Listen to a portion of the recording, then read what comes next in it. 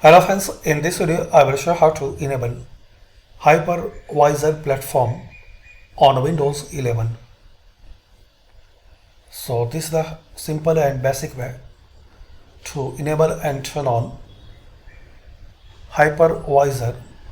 Just search here, turn Windows features on or off.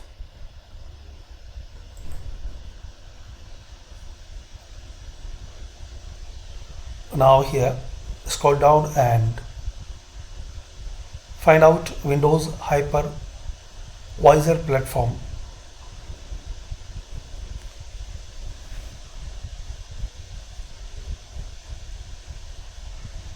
To enable virtualization software to run on the Windows, so just select it, then click on OK.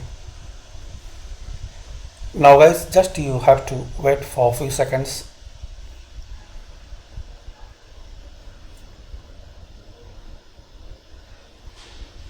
Here you will see Windows completed the requested changes. Windows need to reboot your PC.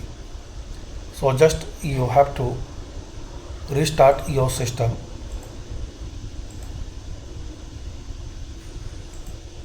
So this way you can enable Hypervisor platform on Windows 11. Thanks for watching.